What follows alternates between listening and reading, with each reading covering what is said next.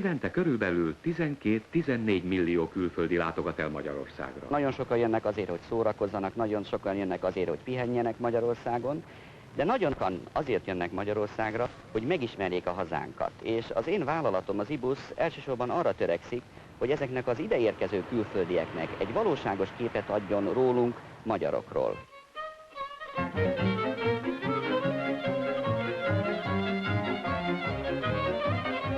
A tudomány pontos és megbízható választ ad, legalábbis elméletben, arra a kérdésre, hogy milyen a magyar ember. Közepes termetű, szikár testalkatú, mondják a tudósok. A szomorú valóság az, hogy ez a nép kihiszta a tudományt, mert eszik ülve, eszik állva, eszik a parkban, és eszik a vonaton. Miért esznek a magyarok? Mert van nekik miből enni. Mert a szocializmus megtermeli nekik, meg ha nem volna ezt majd nem ennének akkor. Való igaz, hogy a felszabadulás előtt 3 millió magyar nagyon keveset evett. Az 50-es évek elején féltő gonddal óvták vezetői attól, hogy felzabálja az aranytojás tojótyúkot. Akkoriban nagyon kevés tyúkot evett a magyar. Most erősen úgy néz ki, hogy bepótolja a történelmi mulasztást, és eszik. Miért eszik? Nézze, uram! Amit megeszik az ember, az a sajátja, az az övé. Ebbe bizonytalan világban ki tudja, mi történik holnap. Amit megeszek, az az enyém. Az itt van, azt el nem veszi senki tőled.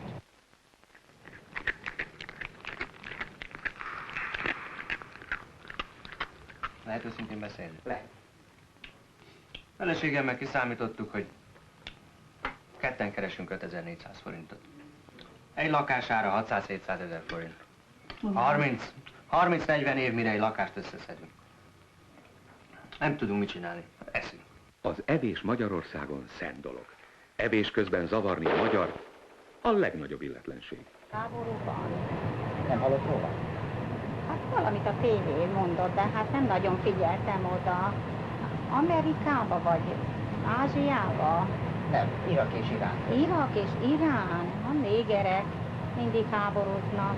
De hát az ember mindenre nem figyelhet oda.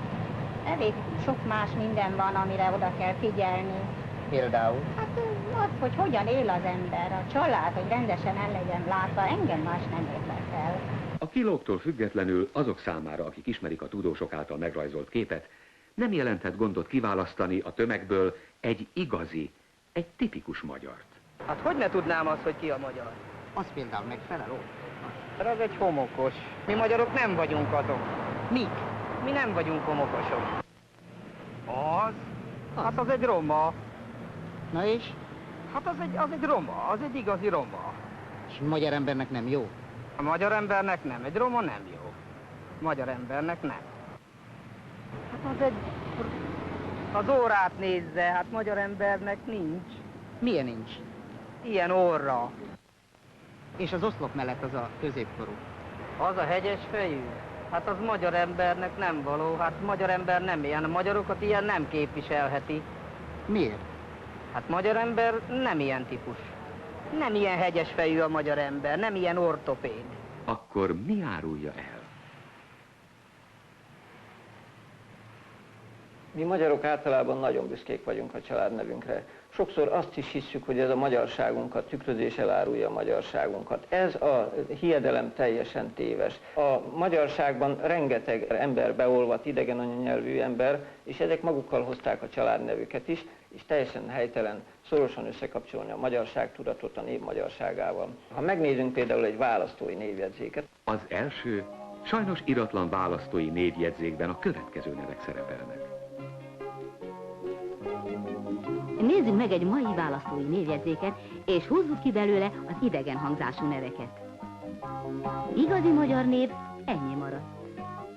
Ha megnézzük ezeket a neveket, akkor nem egészen biztos, hogy ezek is eredeti magyar nevek, hiszen rengeteg sok névváltoztatás történt az elmúlt évszázadokban, több százezer nevet változtattak meg az ömüket 1848 után. Ezekben az években is átlag évenként 1500 nevet változtatnak meg.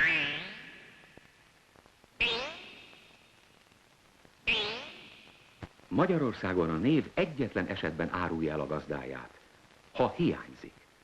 Ugyanis mi sajnálatosan sok levelet írunk a legkülönfélébb ügyekben, a legkülönfélébb szerveknek, névtelenül.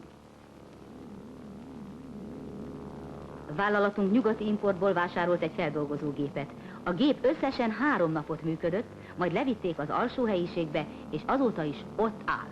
Kötelességem jelenteni, hogy Kaposi elvtárs erkölcstelen szerelmi kapcsolatot akar velem létesíteni, pedig tudja, hogy feleségem és 2 szép gyermekem van. N. Gáspárné, a nagyközségi tanács egyik vezetője, a férje pedagógus. A kettőjük jövedelme 8620 forint. 1.200.000 forintért vásárolt villát a Balatonon.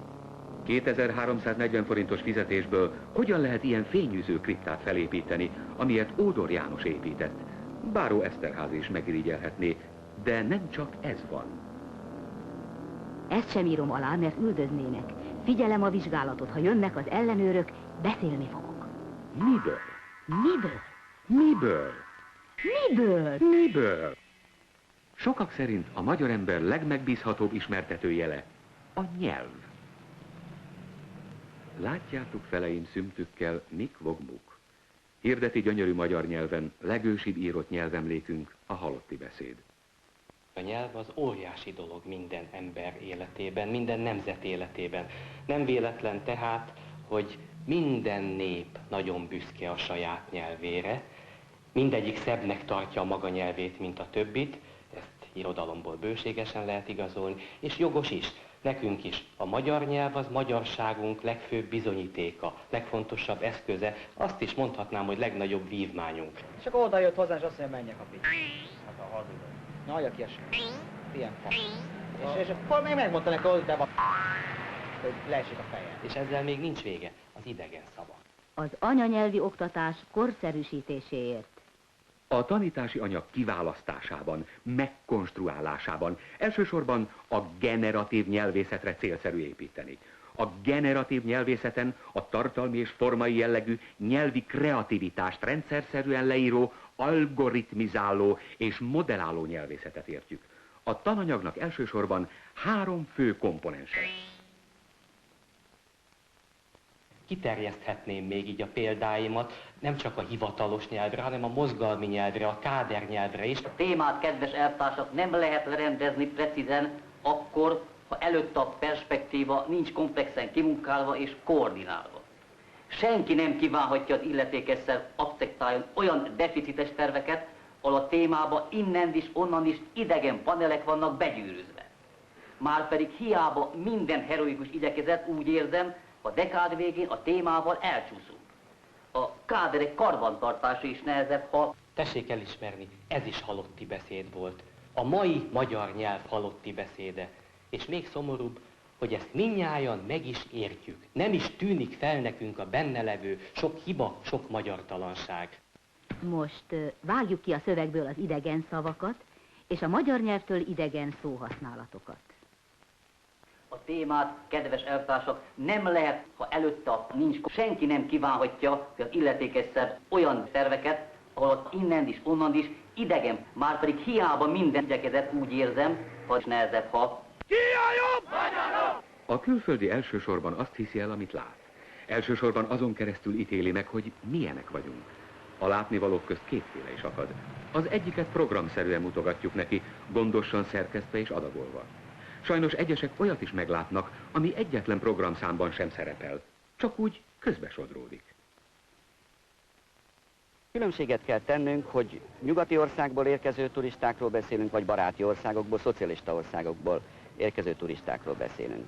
A nyugati turistáknak van bizonyos elképzelésük Magyarországról, mikor ide jönnek hozzánk. Ezt befolyásolják azok a klisé elképzelések, amelyek Magyarország turisztikai megjelenését a világban kialakították. Mi a propaganda után viszont, amikor már ide érkeztek a turisták, arra törekszünk, hogy megmutassuk az élő valóságot, a szocialista Magyarországot ezeknek a turistáknak.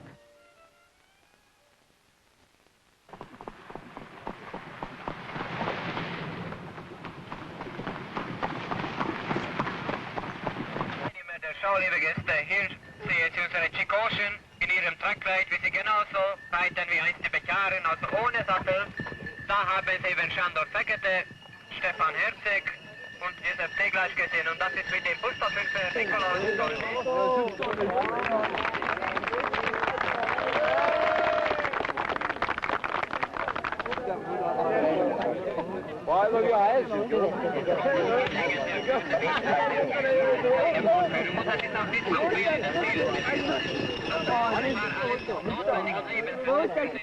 Mi magyarok büszkék vagyunk arra, hogy országunkat szépnek mondják a vendégek.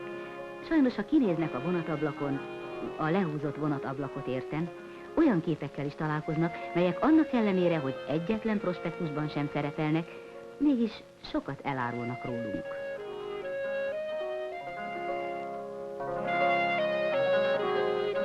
Szerintem sajátságos együttélési forma alakult ki az emberek és a szemét között. Kétfajta szemét van.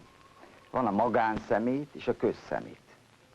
A magánszemét, ez a házon belüli, ezzel mindenki foglalkozik, törődik, azt intézi is. Azt rendben is tartja, sőt, cipővel sem engedi bejönni az idegent egyik-másik házi gazda, mert a sajátjáról van szó. Ezzel szemben inkább azt tapasztaljuk, hogy miután már nem az övé, kötelezettséget az iránt már nem érez, és inkább ilyen senki földjének tekinti, a házán kívül, az ő érdeklődési vagy érdekeltségi területén kívül lévő közterületet. El kellene érni azt, hogy senki ne szemeteljen, vagyis a felelősséget érezve esetleg fel kellene szedni a látható szemetet az utcán. Nem veszem fel, mert nem én szemeteltem. És ott van a lakásában, ha valaki eldob szemetet. Hogy a lakásom? A lakásomban vigyázunk a szemét, és akik hozzám járnak, azok is vigyáznak az én lakásomra. A magukéra is vigyáznak. Semmi közöm a szeméthez. Vannak, akiket ezért fizetnek, hogy vegyék fel a szemetet. Miért nem azoknak szól? Miért éppen én nekem? Nehogy csak véletlen volt, hogy megszólítottam. Igen, ez a város, nézze meg, hogy mindenütt tele van szeméttel. Nem lehet úgy menni, hogy az ember ne járjon térdig benne. És senki se törődik vele, és senki nem veszi fel a másik szemetét. Miért éppen engem kérdez meg emiatt? Egy bizonyos mértékig talán életmóddá válik, hogy együtt lenni azzal a másik, tulajdonképpen el nem fogadható környezettel.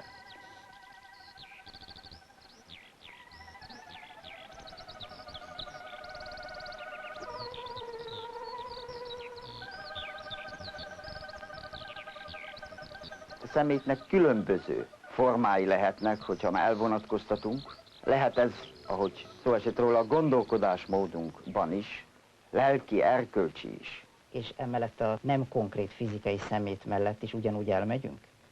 Sajnos, igen.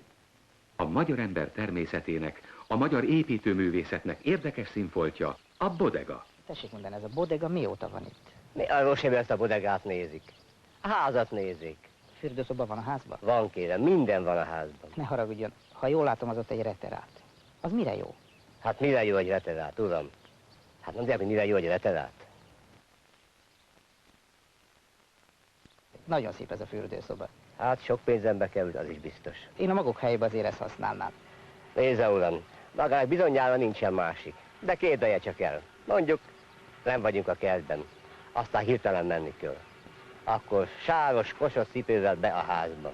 Há, uram, az én felesem soha nem engednének. Büszkék vagyunk arra is jogosan, hogy szép és korszerű épületeket emeltünk.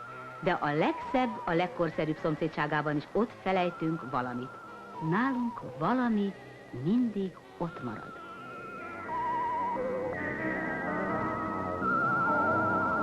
Egészen más a helyzet a szocialista országokból érkező turisták esetében, hiszen a szocialista országokban élő turisták nagyon sokat hallanak Magyarországról. Sokkal jobban informáltak a mi helyzetünkről, de ezeknek a turistáknak is megkívánjuk mutatni, hogy a valóságban hogyan épül a szocialista Magyarország, milyen eredményeket értünk el a szocializmus építésében, és megmutatjuk elsősorban azt, hogy hogyan dolgoznak a magyar emberek.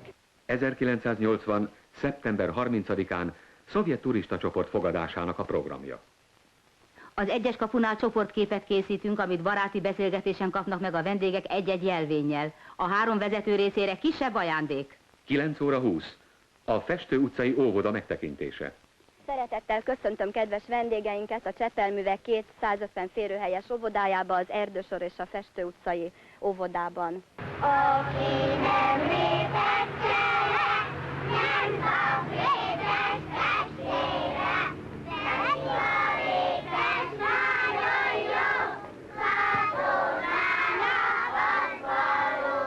Nem legyünk mi messzire, csak a falu végére. 10-től fél 11-ig városnézés, az új lakótelep megtekintése. 11 órakor koszorúzás. Utána látogatás a múzeumba. 12-től 1 óráig üzemlátogatás. A mindenki számára kötelező látnivalók megtekintése közben természetesen a baráti országokból jött vendégek is találkoznak olyan képekkel, melyekre nem vagyunk büszkék. Menjen bejebb, ha nem lehet felszállni, nézze meg, hányan akarnak itt bejönni. Áll a sarkakra, áll a maga marha fejére áll.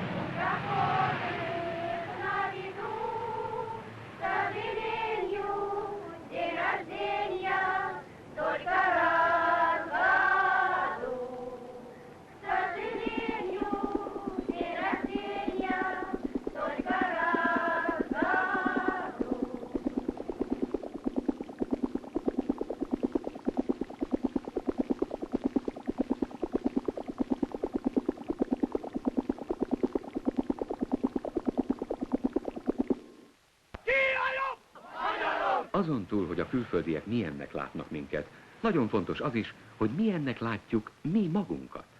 Tudom, hogy milyen a magyar ember, de nem mondom meg. Nem nyilatkozom. És miért nem? Mi a jó ebben nekem? A külföldiek bennünket úgy ismernek, és ez a rólunk alkotott kép, hogy mi a világ egyik legvendégszeretőbb népe vagyunk, és ezt alátámaszthatom, ezt a megállapítást saját 25 éves praxisommal is. És remélem, hogy ez meg is marad, de akkor félek, amikor egy külföldi betéved egy WC-be, mert akkor nem tudom, mi lesz. Milyenek a magyarok? Kérem, én ilyen kérdésre nem válaszolok. Ilyen provokatív kérdésre én nem válaszolok, kérem. Nem azért, mert én is magyar vagyok, de a világ legtehetségesebb emberei a magyarok. És ezt mire? Hát nézze meg, ebből a 10 millióból hány fő Nobel-díjas, hány olimpiai bajnok esik erre a 10 millióra. Milyen a magyar ember? Én mondjam meg. Hát igen, magát kérdezzük. Ismer magyar ember? Ismerek. Hát akkor maga szerint milyen a természete? Hát... Hogy mondjam meg? Hát magyarul. Magyarul. Mit fizetnek érte? Miért? Azért, hogy megmondja? Igen. Hát miért kellene azért fizetni? Én se hasznosra jöttem. Tudom, a tévé fizet. Hát és ha nem fizetünk? Akkor nem mondom meg. Erre nem olyan egyszerű válaszolni, mert hát először is, ha azt mondom, hogy lusták, disznók, nincs semmi összetartás, hát akkor köpünk magunkra, és ez nem is igaz. Ha meg ellenkezőleg, éppen azt mondom, hogy tehetségesek vagyunk, hiszen mind a tudományban, mind a művészetekben, mind a sportban szégyent nem vallunk sehol, akkor meg kiderül, hogy nacionalista vagyok. Van-e Magyarországon nemzettudat? Ez az alapvető kérdés, gondolom. És ez egy nehéz kérdés. Mert azt hiszem, megvan, a tudat megvan nagyon zavarodva a Magyarországon. Nem 30 év óta, hanem 50, 60, 70, 80 év óta. A nemzeti tudat. Tulajdonképpen 67 óta megvan zavarodva a magyar tudat. Ki a legjobb? Magyarok! János, maga magyar ember? Hát micsoda kérdés ez? Hát természetes dolog, hogy magyar. Az apám magyar, az egész familiám. Mi az, amire a legbüszkébb a magyar történelemből? Melyik Hát esemény? A Müncheni olimpiára emlékszek vissza legjobban, mikor mentem kifele a stadionba, több ilyen diszidált körbefogott, és kérdezte, hogy Kalapkán mi újság otthon. Azt mondja, tényleg olyan rosszul megy otthon a dolgotok? Hát mondom, mi nálunk olyan rosszul megy, mondom, nézd ide. A bal zsebemből kihúztam egy üveg szovjet pesgőt, a jobb zsebemből kihúztam egy barackpálinkát, mondom, nézd meg. Így megy mi nálunk a dolog. János, a magyar történelem nagy emberei közül, az igazán nagy egyéniségek közül, kire a legbüszkébb? Pap László 3-szoros olimpiai bajnoka. Gyerekek, ti magyarok vagytok? Igen! Igazi magyarok? Igen! Akkor megkérlek benneteket, hogy áruljátok el a magyar történelemből. Melyik az az esemény, amire a legbüszkébbek vagytok? Határok! Határok! Az egyetem magyar történelem szakára jelentkezettek felvételi vizsgadolgozatai. Keressen példákat Kölcsey Husz című verséből az alábbi nyelvi stilisztikai formákra. Sorolja fel a nyugat 3 nemzedékét.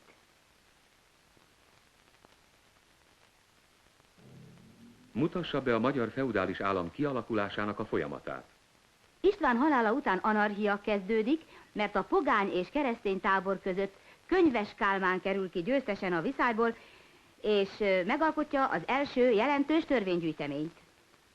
Milyen tényezők tették lehetővé hazánkban a Tanácsköztársaság hatalomra jutását? Kun Béla hazatérése Moszkvából csak növelte a marxista tömegpártok létszámát. Jellemezze a magyarországi népi demokratikus fejlődés első szakaszának főbb eseményeit és eredményeit. Nevezzen meg legalább 4 magyar képzőművészt és egy-egy alkotásukat a 19. század második feléből. Soroljon fel legalább 5 olyan verset magyar költőtől, amelyekben a haza és haladás eszméje szerves egységben nyilvánul meg. 1979-ben a nappali tagozaton az írásbelik összesített eredménye 2,1, levelező tagozaton 1,37.